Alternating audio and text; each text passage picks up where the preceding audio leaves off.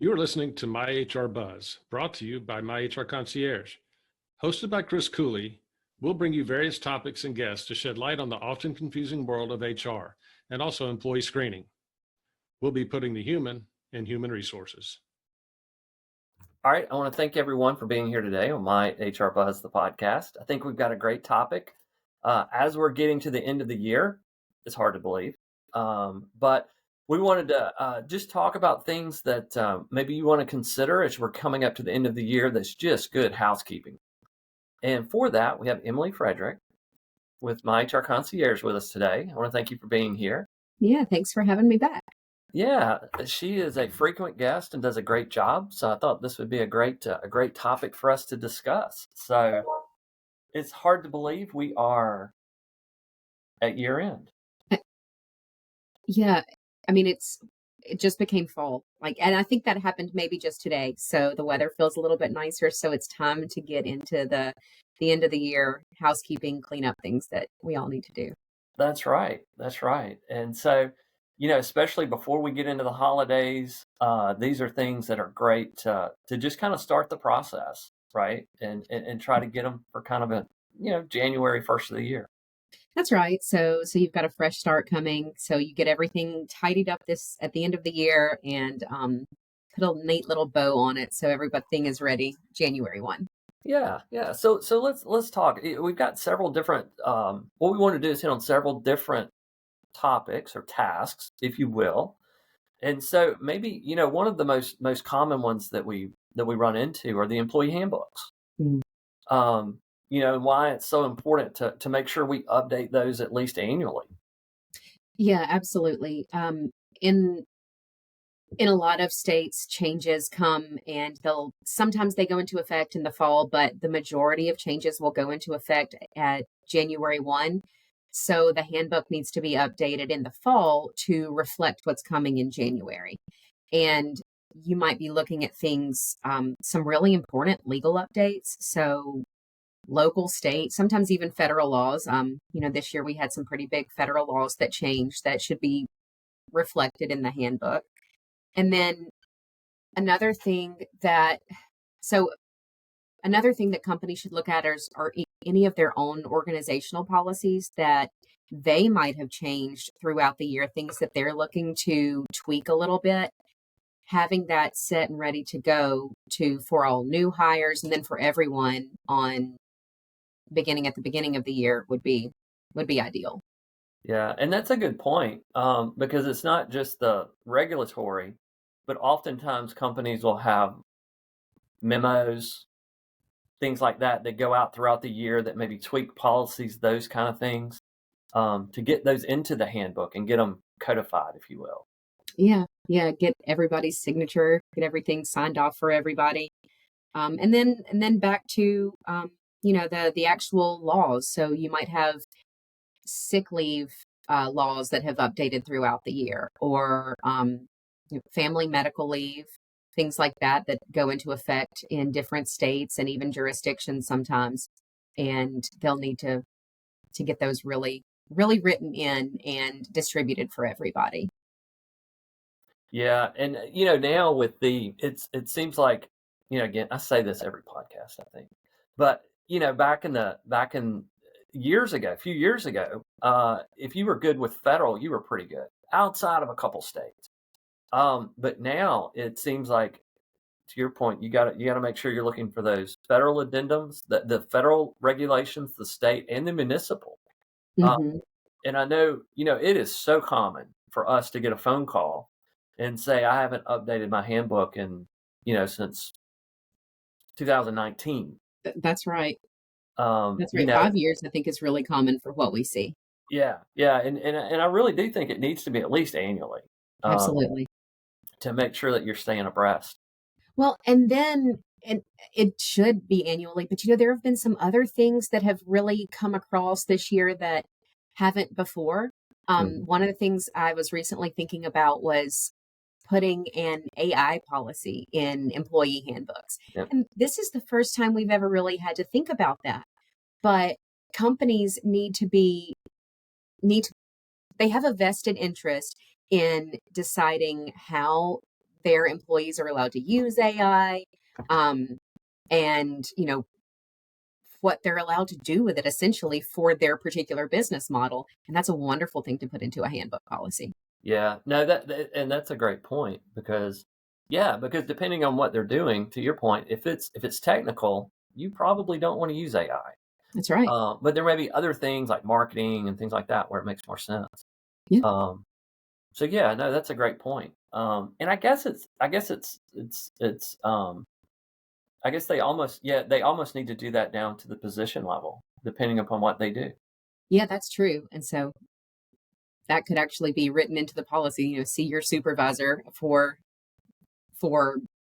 exact specifications for your position. But anyway, at least making a company statement on something like that. And that's just, I guess that's just the thing that's in the zeitgeist this year, that we're really thinking about. So anyway, that's just something that could go in.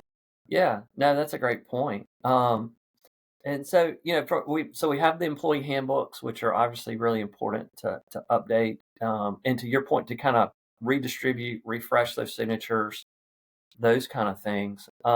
Another thing that we really need to look at too are just employment records and documentation and those kind of things, and making sure that you've got what you need. I know I talk to a lot of different companies, and you do too, but a lot of times there's a lot of turnover in HR. And I think on one of our last podcasts, we talked about the hardship that a lot of these HR departments are going through. There's a lot of turnover, those things. And so what we find is the number of times I've heard, well, I'm doing it, but the person before me did. That's right. And so just going back through everything and making sure that, everything, not just what from their position forward, but everything is up to date. Yeah, I think we recently had a client that they're a newish client with us, and it is that situation. They have somebody new in their HR department, and we began discussing I-9s, and she said in particular, she's like, I don't know that these have ever been done properly. I know what I'm supposed to be doing, but I don't think it was done before. And so we went through, how she could go back, and that she would still have to have accurate I-9s for all of her employees, even though they've been working with her for years, and some things might have changed from one I-9 to another. And so many I-9s are a thing that are easy to consider out of sight, out of mind. They go into their own little file folder. They're set away. You only really look at them when you hire somebody new, and then you just stick that new one in there. Yeah. And so it's important to consider them, and then maybe go through the I-9 seat, and even maybe you can reduce your storage capacity. You can pull out some old ones that need to be shredded rather, not just tossed, and make some more space for what you currently have, things like that. Yeah. So when can they get rid of an I-9? An I-9 can be destroyed either the later of 1 year after the employee's termination date, or 3 years after their date of hire. So whichever is longer, for an employee that's no longer with the company. So of course, anyone that is still actively employed, their accurate I-9 needs to be on file. Okay. And that is a good policy, only because if you're ever audited for whatever reason, and they come in and audit you, if you have I-9s that theoretically should have been destroyed and they're still there and they're done incorrectly, they're part of the penalty pool. That's right. That's right. And you could have completely avoided that if they were just destroyed when they should have been. That's right. And the penalties for that is they vary, right? Depending on if it's just a simple administrative error all the way through to I'm hiring this person, I know they're not authorized to work in the US. So they vary, but it's around $281 to roughly $2,800 per form. So it can add up. So if you've got 50 employees and you're not doing I-9s correctly, it can be fairly significant. Yeah, especially, if you're a company that has a lot of turnover, and you have hundreds of forms for employees that only worked for the company for 3 days or something crazy like that. That could be really, really huge. And then to even piggyback that, E-Verify. Yeah. Where it's required. Yeah. So Yeah, go ahead. No, I was gonna say I don't actually know what the penalties are there, but yeah, if you don't have the E-Verify records to show that they were authorized to work, that would be, I'm sure, another huge penalty. Yeah, and it really varies by state, and so it could be so many dollars per employee that's not E-Verified. You can lose your business license. You can lose state contracts. It's again, depending on the state, it can be pretty significant. So that's another thing to just kind of make sure that that you've done that, and that you've done that not only from your position forward, but for the whole population of active employees. Yeah. Um, Another thing, I think, since we're speaking of like files, I think it's important for companies to go through and really clean up personnel files as well. Make sure that those are being stored accurately. You want to take a look at who has access to a personnel file versus, managers should not be necessarily seeing the medical files of an employee. So you want to be sure that you don't have doctor's notes or FMLA requests or anything like that in personnel files. They need to be stored separately in a separate medical file. And to that medical file, there should, managers and supervisors shouldn't have access. So it should only be the person who is essentially HR, whether that's an actual HR person or a benefits person or an office administrator even. They should be the only person that has access to a medical file. But all of those things just really need to be organized and kept separately. Okay. Yeah, and so I guess if it's electronic, they just need to make sure that there are different authorizations or whatever that may be, to where those supervisors can't get in that. And I know that can get tricky with like some HRIS systems. I'm sure it does. But yeah, there needs to be different levels of authorization or different access codes, however that works for your company. Yeah. Okay. Now, another question I get a lot, especially toward the beginning of the year, W-4s. Do I have to go in and update W-4s every year? And the answer is no. Good. No, absolutely not. What does need to be updated is you need to make sure your payroll records are accurate. So say you have an employee that has relocated, they've moved across town this year, you need to make sure that that's accurately reflected in payroll.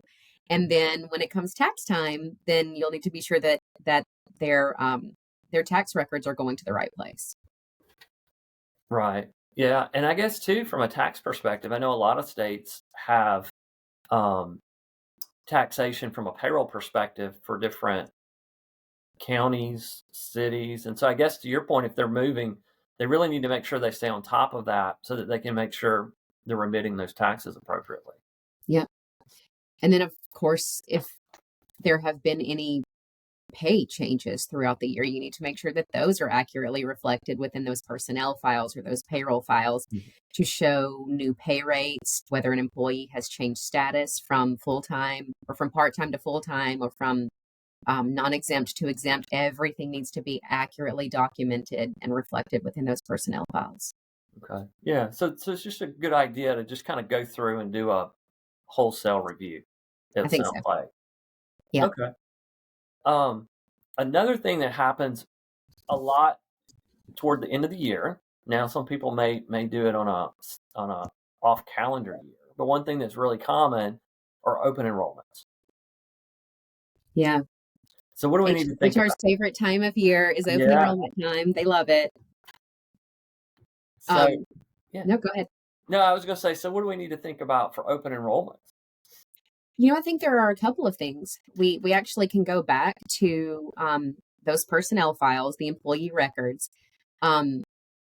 Your benefits person, you're getting all of that benefits information pulled in and in one place, but then how are you going to distribute it to the employees?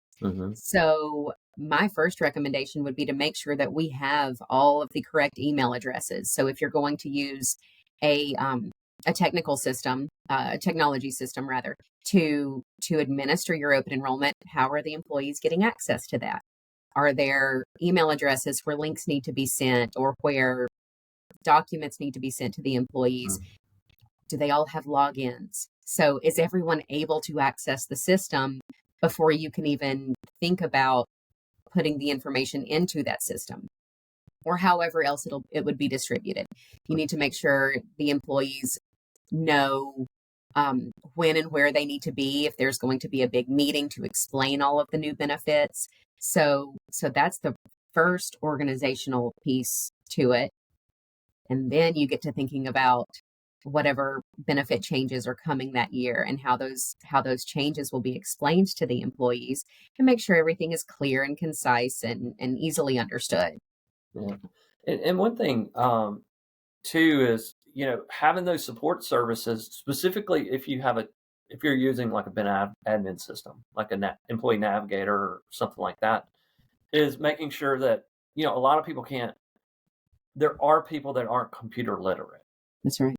And so it's making sure you have those support systems for them to help them if you're going to use those systems to go in and do that as well.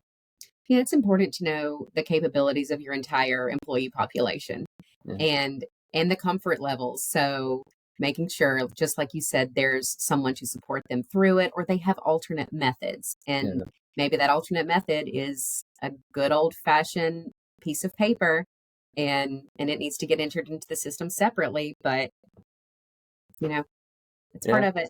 Yeah. It's fun for everybody. That's right. And sometimes you just can't beat a good piece of paper. True. I have heard that. I've heard it. So now, and I guess another thing they need to think about too is, especially if they're offering things like life insurance, those things, to make sure that we have updated salaries. We talked about updating the personnel file, but they also need to make sure that they have those updated salaries for those life insurance policies and such.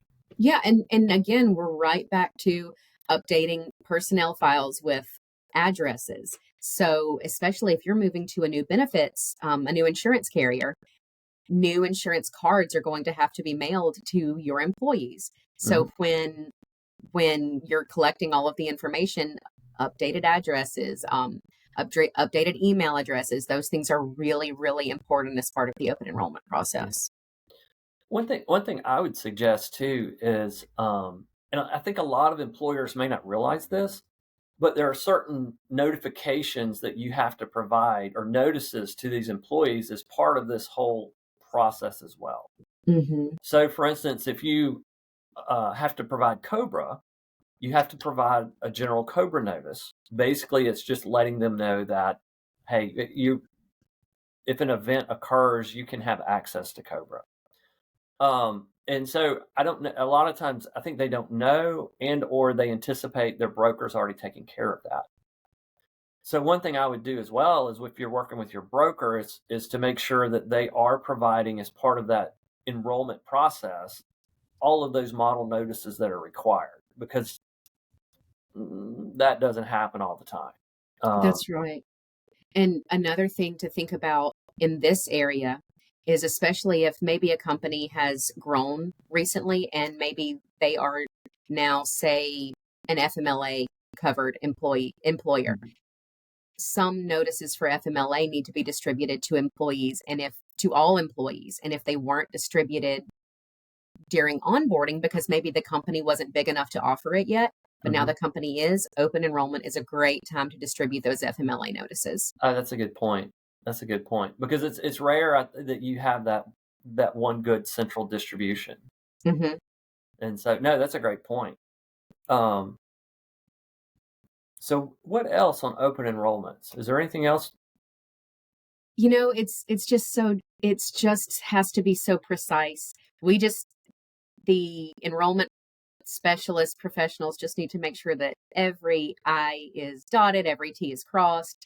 They have every signature for every employee. Every employee has made either an election or a waiver for every single benefit offering. And it does get a little bit intense with how specific it has to be, and then all of that needs to be reflected in the documentation.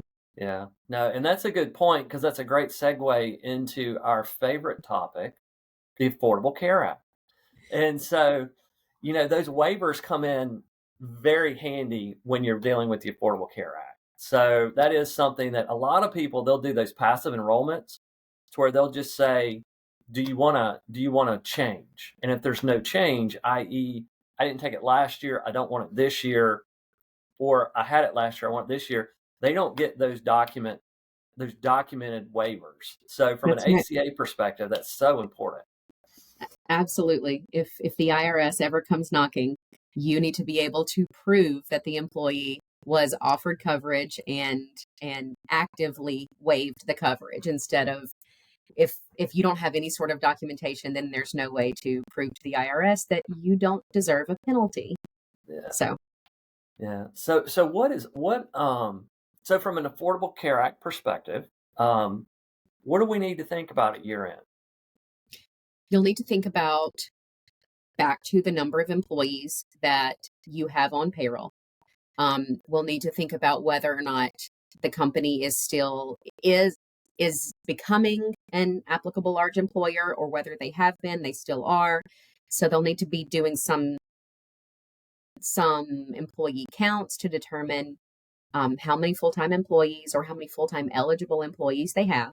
Mm-hmm. And if they determine that they are an ALE, then they fall under the rules of the Affordable Care Act, and will need to make any adjustments necessary for their benefit offerings, for their employee premium, their employee share of the premium, and make sure everyone's covered there.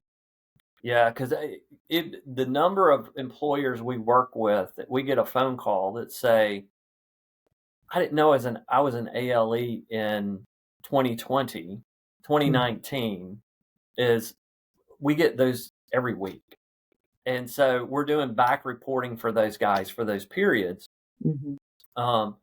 And so that's so important from that ALE calculation to make sure, because, the way that works, a lot of people don't understand that the ALE calculation, you look at the prior year to determine if you have to comply in the next year. That's or right. in this coming year. So you would do the calculation for 2024 to figure out if you have to comply in 2025. A lot of people think once you hit 50 in a given year, you have to comply in that year. Right. And yeah, that's not the case. It is the following year.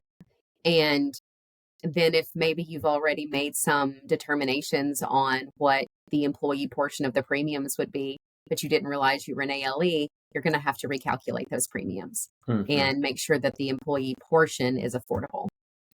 Well, one thing we know too is that if you don't comply with the Affordable Care Act, so really there's two things to look at. One is, are you offering who and what you should?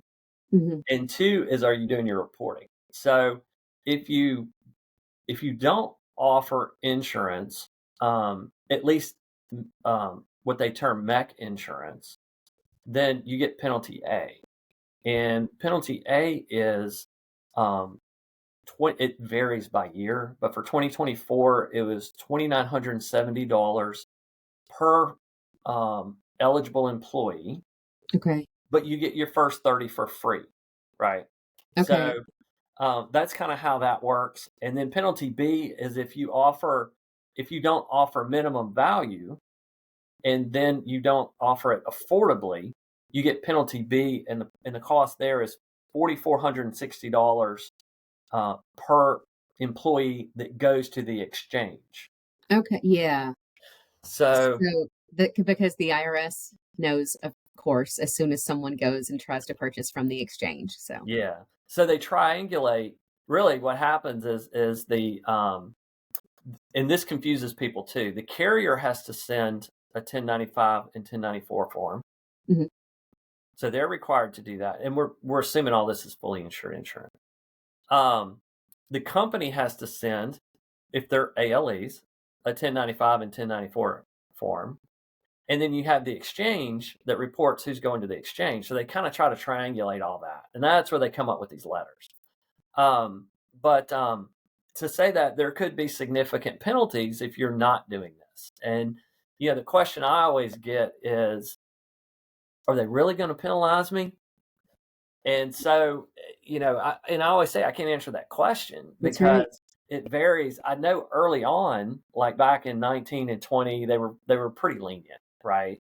But as we go, we're almost 10 years into this. To claim ignorance is getting kind of difficult. And so I don't know that they forgive as much as they used to. That's right. And honestly, you won't know until you get the letter. That's right. That's exactly right. And then you have to be prepared for big fines if it hasn't been done for years. And these letters, what we found is some of them are 2 years after the fact, 3 years after the fact. So I talk to people all the time that go, I didn't report. I don't have to. They haven't penalized me. And then a year later, here we go. Well, of course, it is the federal government. So, things sort of move at a snail's pace, but then when they want their money, that's going to need to happen quickly. That's exactly right. That does not happen at a snail's pace. So that's why it's so important to figure out if you're an ALE and there's penalties. And then on top of that, we have the reporting. Mm-hmm. So it's really important that if you are an ALE, well, we'll talk about it. There's a couple different times you have to report. But if you're an ALE that you do that reporting, the 1095 and 1094 forms. Mm-hmm. Go ahead. No.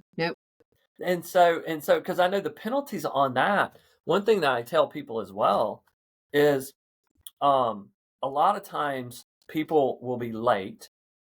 And then the thought is, I'm late. I'll get them whenever. Right. What they don't realize is there's penalties, obviously, for filing late, but those are graduated. And so there's a little bit of a small grace period, right? Where if you file between these dates, it's not as much. So, and I think if it's less than 30 days late, it's not as big of a penalty as it is if you file within the next 6 months, right? That's right. So if you do it like under 30 days, the penalty is only $60 a form. And so one thing to say there too is that you have an employer has to send 2 forms per employee. They have to send one to the IRS with the 1094 form and the 1095 forms. And then they have to send a 1095 form to the employee. So really that $60 is $120 if you don't give them to the IRS and the employee. So if it's less than 30 days late, it's $60. If it's 31 days to August 1st, it's $130 per form. So $260 in total. If it's after August 1st, it's $310 per form. So it's $620 in total. So that's the reason I always really say, hey, look, just because you're a day or two late, let's not put this thing off because your penalty is going to just keep growing. And the filing deadline, though, is typically March 1st, right? I know it changes a day or two every year, but it's around that March 1st time frame. Mm-hmm. Okay. So it's really important to do that because, but if you're after March 1st, you're kind of hosed either way, right? But you want to get them done before then. Yeah, so you're not as hosed. That's right. That's right. And one thing, so your large groups, we know we have to file, right? Mm-hmm. Whether you're fully insured or self-insured. But one thing that really popped its head up last year that a lot of people didn't realize is small groups that are self-funded now have to e-file starting beginning of 2024. So before 2024, they could mail paper forms to the government, right? That's right. So if they had under 250 forms, you could just mail them in. So that's what everybody did. That's what a lot of these small groups did. Mm-hmm. But in beginning January of 2024, you had to start e-filing them. And so I talked to so many people that didn't realize that. So they mailed them in and then had to turn around and e-file them. Or I actually had clients go, I'm not e-filing, I'm going to mail them and it's their problem. That's right. They can handle it. They've got somebody checking that mail. I'm sure they'll be real lenient with that. Yeah. And the e-file process isn't just a matter of the employer logging onto a website and just sending an upload, right? It's a lot more detailed than that. Absolutely. And so I know we helped a lot of clients with that last year in helping them with that filing. And now what I will say is that's only for groups under 50 that are self-insured. Mm-hmm. And what gets people is there's an insurance product that's extremely popular with small groups, and it's termed level funded. And so people always hear level funded. Well, that is a self-funded product. And so if you're on a level funded plan, talk to your broker. They should be able to tell you, but then you fall into that group that has to do that filing. Right. And I know some brokers will assist with that filing, but not all. So, Right. That's a thing that we do in that case. Yeah, that's right. The other thing that we found too, where there was some confusion, is a lot of clients thought their carriers were doing it. What they did was they would provide the 1095 form. Mm-hmm. So they would give them the 1095 form, and the assumption is, well, the carrier did the filing with the IRS. But they weren't doing the e-file for them. They were only providing the 1095 forms. So they have to take the information that's on the 1095 and then submit the e-file based on that information. Yeah, absolutely. So that's important. So there's a lot there, and that's just the high end of the ACA. But I would definitely, to your point, make sure if you're an ALE, and then make sure if you have to report, you're getting that done timely. Absolutely. I think another thing we wanted to talk about was background checks. Mm-hmm. So what do we need to think about for background checks? Well, I guess you want to make sure that you have whatever the most current process is that that employers are utilizing for their own background checks. I think you need to look at that and look at, again, back to your state and local laws and make sure that you're not checking for things or within timeframes that are banned by the state and local laws. Ban the box campaigns have become really popular all over the country. It's not just in California anymore. And so knowing what the regulations state for your specific jurisdiction and making sure that the current background screenings that you're performing are in line with those regulations. No, I agree. And also that your authorization forms comply with those state and municipal. That's so important because, to your point, they change so much. Mm-hmm. It may be that you need special verbiage in your authorization forms.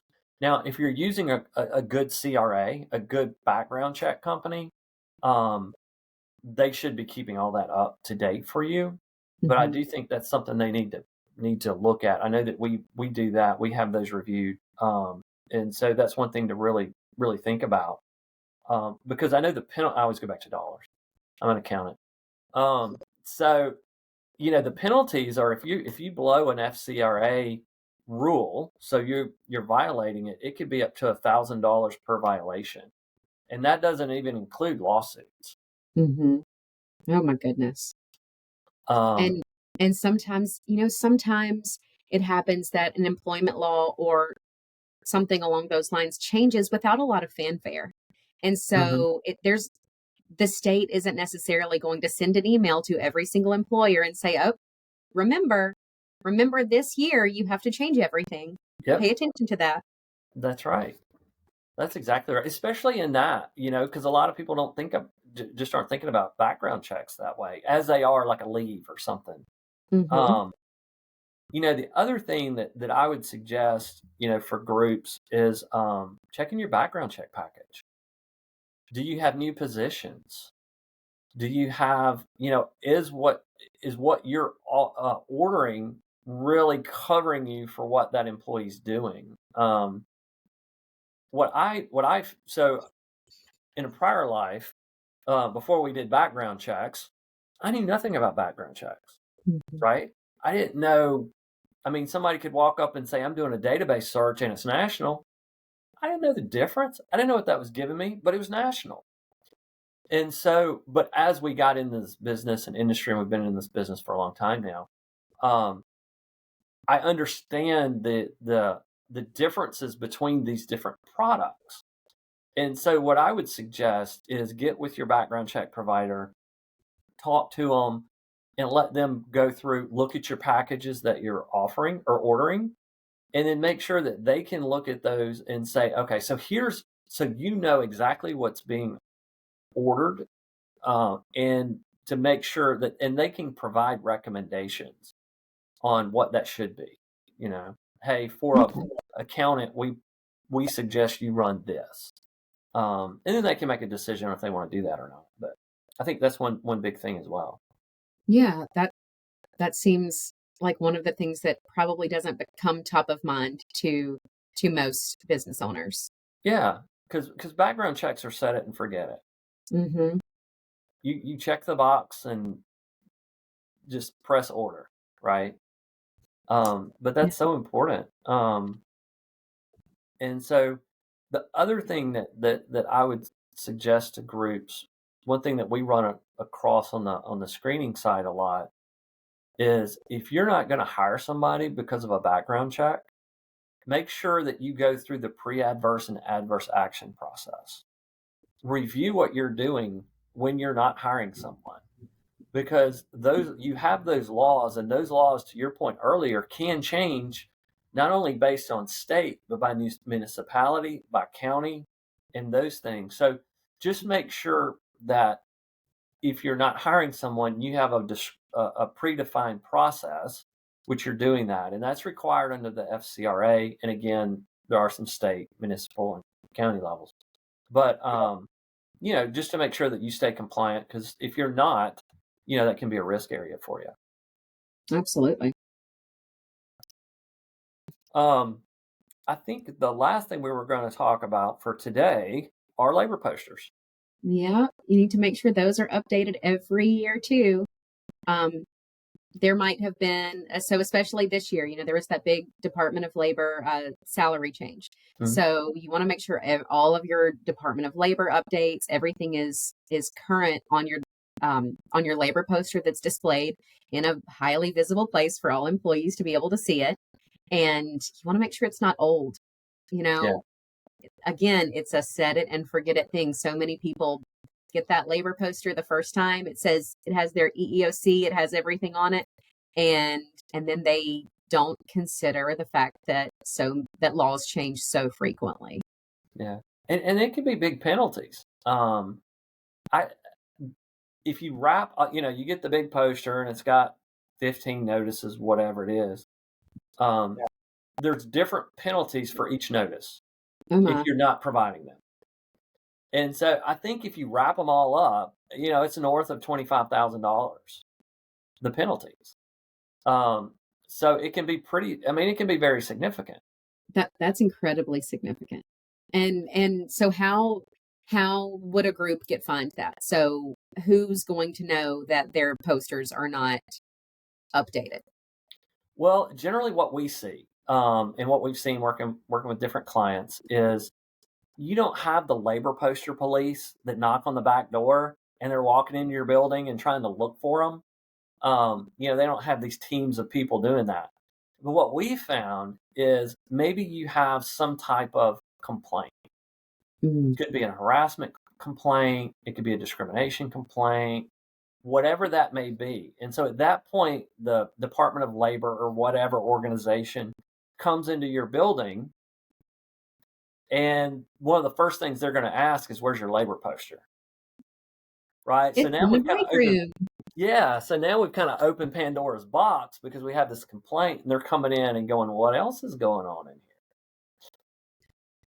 Let's see your personnel files, everything. Exactly right. It opens you. It's so much exposure when there's any type of complaint. There are exposures in so many different areas that need to be looked at.